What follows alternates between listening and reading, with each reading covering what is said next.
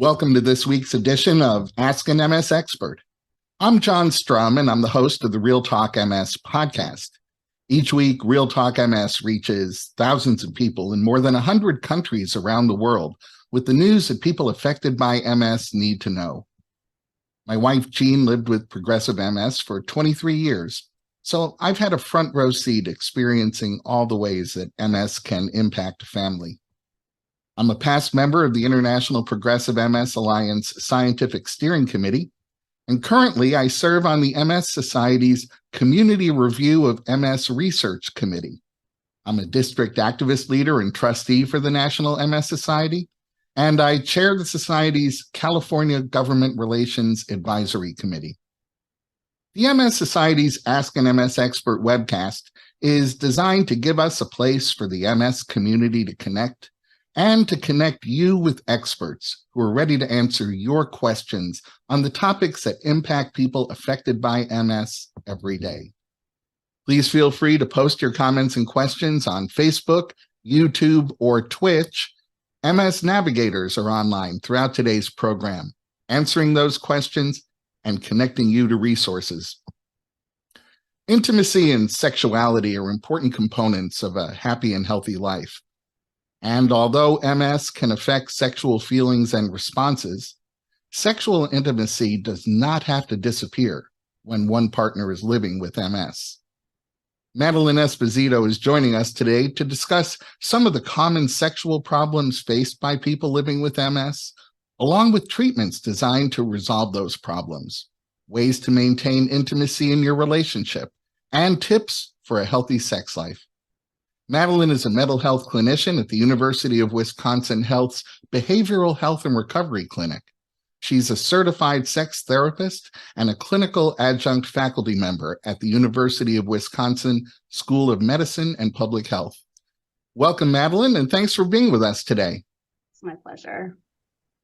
Some people avoid discussing sexual problems because either they're embarrassed or they don't realize that those sexual problems could be related to their MS. So I hope you'll take a moment to explain the role sexuality plays in our lives and why it's important to address these kinds of problems as we would any other MS-related symptom. Studies routinely show that sexual health correlates with satisfying relationships and just overall well-being. We are sexual beings from womb to tomb, and it's the culmination and intersection of multiple domains of our lives. And it influences our ability to not just connect with other people, but just even ourselves. Can you explain how MS directly affects sexual feelings and function? Absolutely. So the central nervous system, the CNS, it makes sexual arousal possible. The brain, sexual organs, and other parts of the body, it sends messages to each other along nerves that run through the spinal cord. MS-related damage to these nerve fibers can directly impair sexual feelings or sexual responses in the same way that damage in the CNS can affect a person's ability to walk or see. And just as with other aspects of MS, sexual problems can arise at any time. What kinds of sexual problems are the direct result of MS-related damage to the nerve fibers in our central nervous system? Some of the problems that someone could expect could be decreased or absent sexual desire, altered genital sensations like numbness, pain, or even hypersensitivity, decreased vaginal muscle tone or difficulty or an inability to get an erection, as well as decreased vaginal lubrication and clitoral engorgement, difficulty with or inability to ejaculate, and decreased frequency and or intensity of orgasms. So are there treatments available for people who experience these kinds of sexual problems? Yes, so sex therapy is incredibly useful to explore options of enhancing sexual satisfaction and then discussing behavioral interventions. I like to explain what sex therapy is. There's different ideas of what exactly it looks like in practice. It's a specialty of psychotherapy that addresses sexual issues, and it promotes empowerment and pleasure. And I don't use any examinations. I never touch my clients. It's strictly talk therapy and then making recommendations that they can try at home. We also collaborate with other health professionals and can assist as well in articulating the most sensitive sexual health concerns to your care team. In addition to sex therapy, Openness and sexual flexibility improve sexual health as well. So delegating physical labor with the use of sexual aids can be incredibly helpful, regardless of anyone's physical limitations. And these might even include wedges, pillows, vibrators, dildos, and water-based lubricants.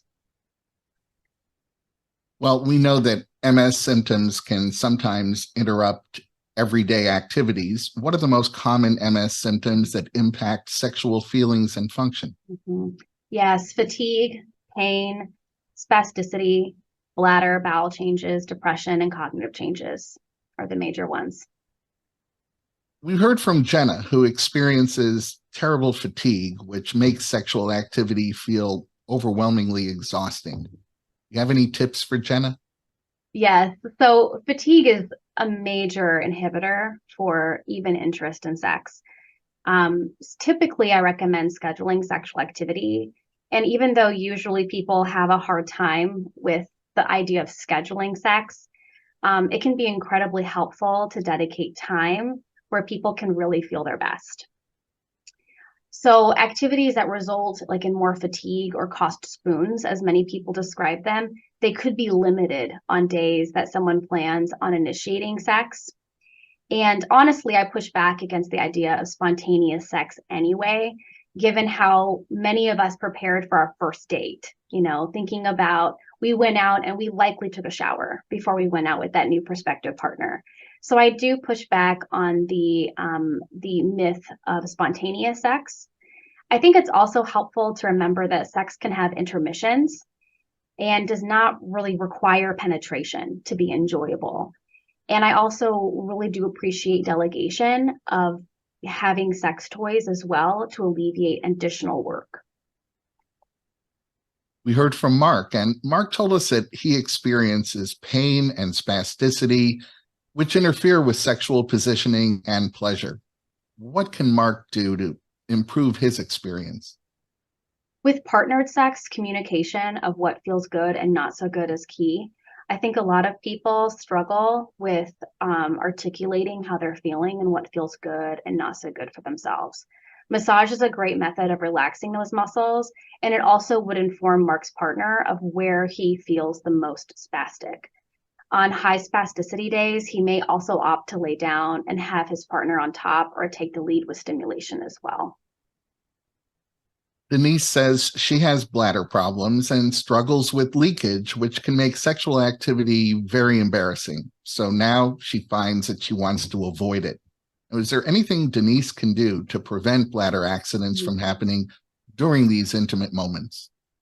Absolutely. So I'm back to scheduling sexual activity, which really does help reinforce good behavioral interventions that lower the risk of leaking.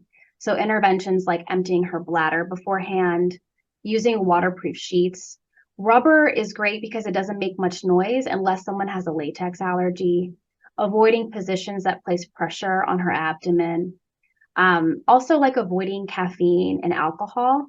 One other option as well is to ease into sexual activity by having sex or engaging in sexual activity in a shower or a bath where leakage is not as noticeable. Rachel is wondering if the side effects of her medication are affecting her sexual desire and performance.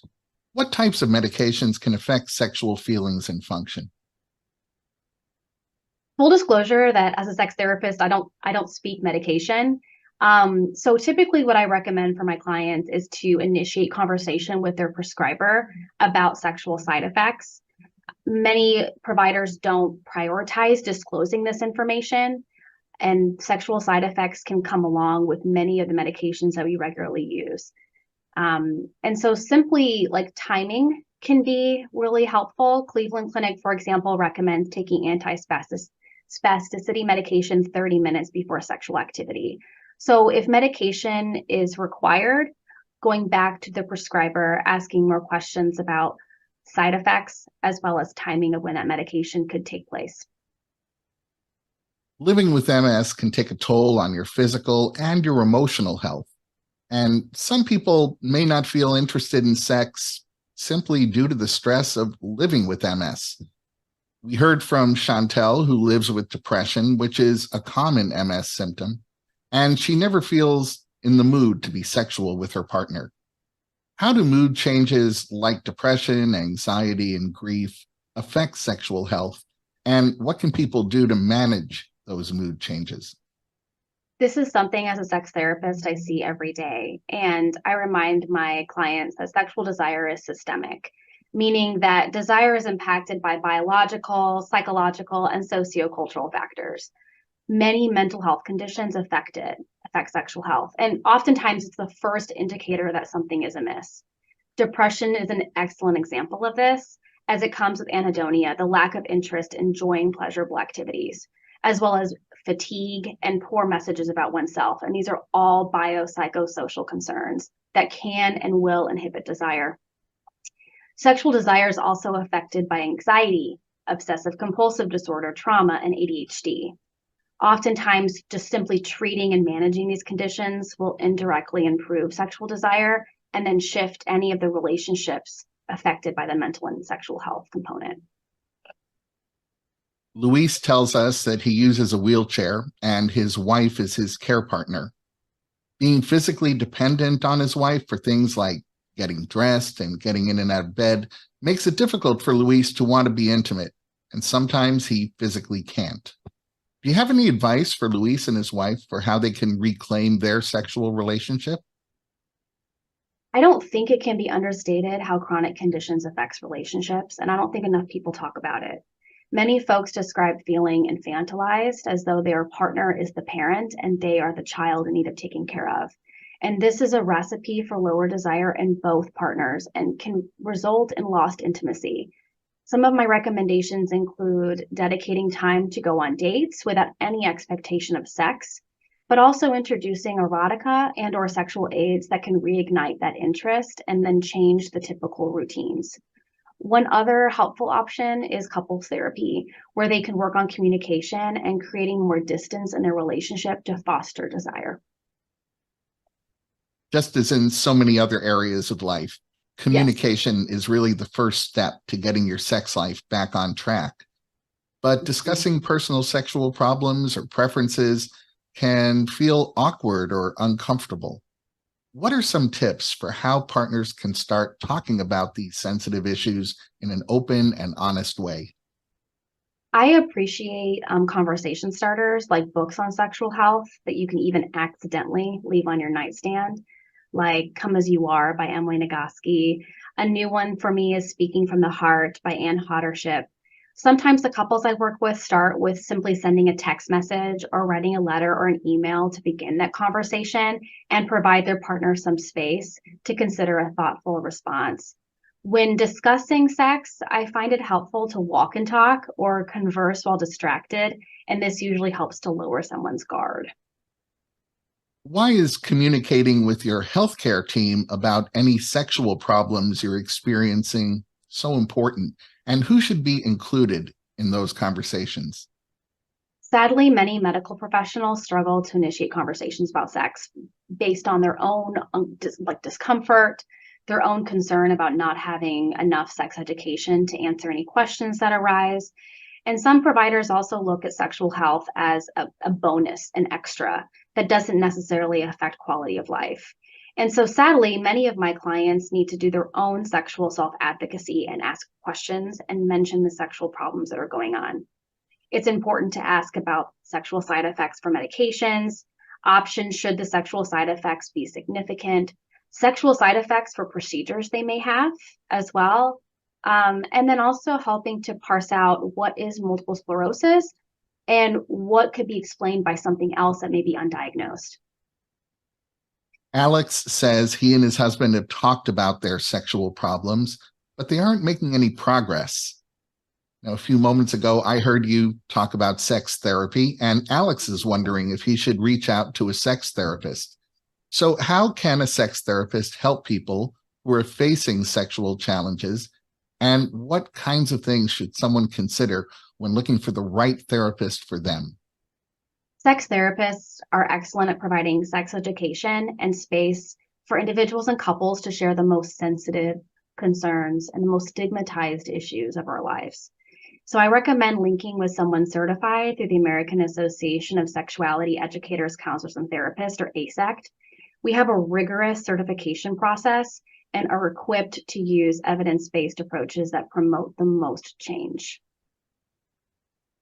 Well, Madelyn, you shared some great information with us about an aspect of living with MS that probably isn't discussed nearly enough. What would you say are the top 3 takeaways that you'd like our viewers to remember?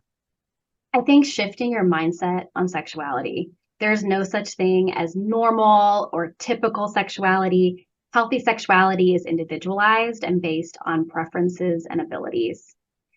A second takeaway, acknowledge all inhibitors for desire and celebrate the factors that really do foster connection. Desire is systemic, so multiple factors can help or hinder us. And then also considering the importance of communication and sexual self-advocacy. These are absolutely essential for sexual self-esteem.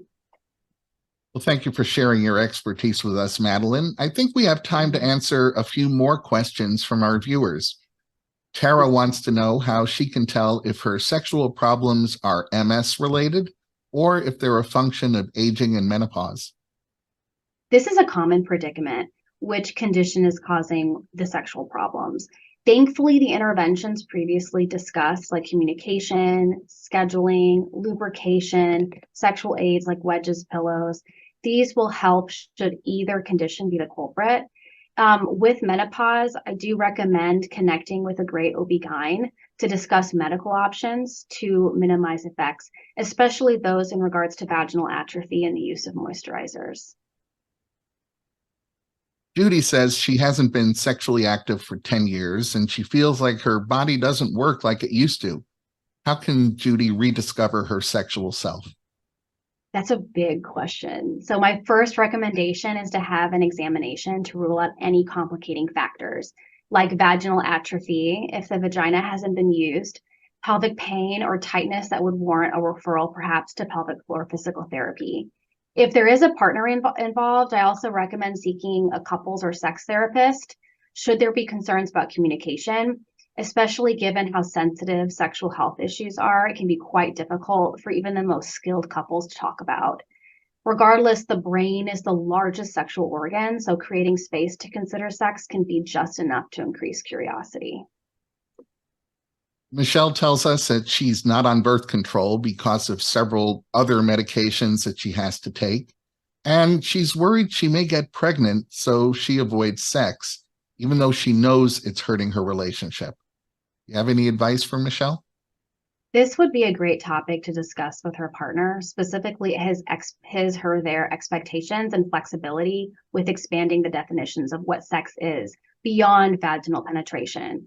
Again, we're back to communication as vital, and it's important to clarify expectations or sexpectations rather than relying on assumptions. Well, I want to thank everyone who submitted some excellent questions, and thank you, Madelyn, for being with us today. Thank you for having me. Before we close, I want to remind you that the National MS Society's MS Navigator team is your best partner when it comes to connecting you to the very best information and resources on living with MS. You can reach an MS Navigator by phone, email, or through the Society's website by chat. For information and resources on MS, please be sure to visit the Society's website. You'll find research updates and news, information on connection programs like self-help groups. You'll hear about ways to get involved, and you'll find out about the upcoming events that are taking place near you. Remember, you can connect with the National MS Society and others affected by MS on Facebook, Instagram, Twitter, YouTube, and LinkedIn. And I hope you'll join me every week on the Real Talk MS podcast, where I continue the conversation that we start here. You'll find Real Talk MS at realtalkms.com, Apple Podcasts, Google Podcasts, Spotify, Amazon Music, or wherever you find your favorite podcasts. I'd like to thank Madelyn for joining us today. Please remember that a recording of this webcast will be available at the Society's website at nationalmssociety.org/MSexpert, as well as on Facebook and YouTube.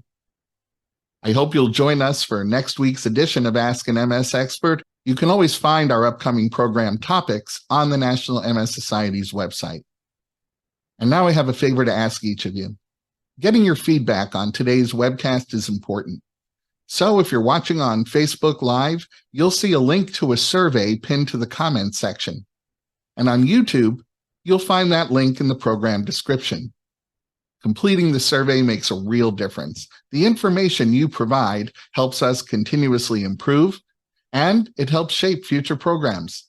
The survey takes just 1 minute, so I hope you'll take a minute to fill it out. On behalf of Madelyn Esposito and the National MS Society, I want to thank you once again for joining us. Please stay safe and make healthy choices.